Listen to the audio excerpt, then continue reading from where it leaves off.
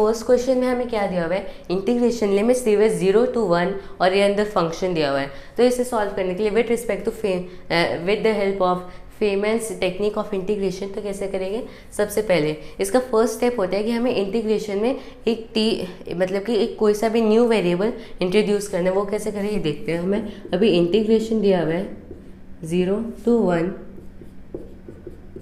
x⁻7 - 1 upon ln x dx। तो इसे solve करने के लिए हम क्या करेंगे, न्यू वेरिएबल इंट्रोड्यूस करेंगे। वो कौन सा होगा, जैसे ले लेते t, हमने t वेरिएबल इंट्रोड्यूस किया और इसे हमने इक्वल्स से पुट कर दिया x⁻t - 1 और ln x dx। तो अब जो है अगर हमने ये वाला फंक्शन लिया है या i ऑफ t, तो फिर अब जो है हमें i ऑफ 7 की वैल्यू निकालनी है। मतलब कि अब हमें i ऑफ 7 की वैल्यू चाहिए, वही हमारे पास इसका आंसर होगा। तो ये आई ऑफ 7 की वैल्यू कैसे निकाल लेते हैं देख लेते हैं। हमें लेबनीज थ्योरम यूज़ करने हैं। तो सबसे पहले हम बोथ साइड्स डिफ्रेंशिएशन करेंगे। इसका डिफ्रेंशिएशन करना है तो क्या होगा, ये लिमिट्स वही रहेगी। अभी लेबनीज थ्योरम में हमने बताया था कि ये जो बाहर डिफ्रेंशिएशन है ये अंदर जाके पार्शियल डिफ्रेंशिएशन हो जाएगा। तो इसका पार्शियल डिफ्रेंशिएशन ये मतलब कि अभी हमारे पास सिर्फ टी ही वेरिएबल, बाकी से हमें कांस्टेंट मानने क्योंकि ये पार्शियल डिफ्रेंशिएशन है, टोटल डिफ्रेंशिएशन नहीं। तो अब जो हमें इसको इस टाइप से डिवाइड कर देते, स्प्लिट कर देते। हमारे लिए ये वाली टर्म कांस्टेंट, तो इसे हटा देते हैं। अभी हमें इसका डिफ्रेंशिएशन करेंगे 0 आएगा।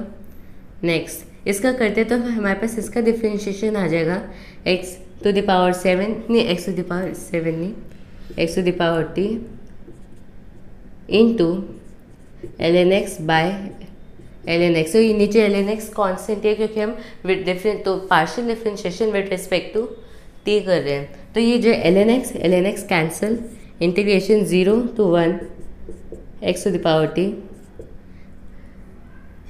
dx। तो अब हमें इसे सॉल्व करना है। कैसे करना है, सबसे पहले इंटीग्रेशन का फॉर्मूला लगाएंगे, जो हमारे पास बेसिक रूल्स होते हैं, ये आ जाएगा। और इसकी लिमिट्स है 0 to 1। तो इसे पुट करते थे, हमारे पास आ गया इंटीग्रेशन नहीं आई डिफरेंशिएशन x।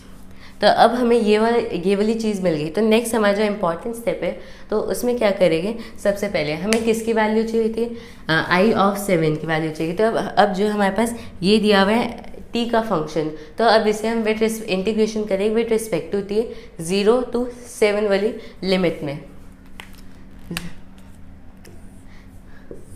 0 to 7 वाली लिमिट में इसका इंटीग्रेशन कर लेते हैं dt 0 to 7।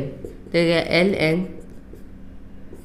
0 to 7 और ये हमारे पास आ गया ln 8, या फिर हम इसे लिख सकते हैं 3 ln 2।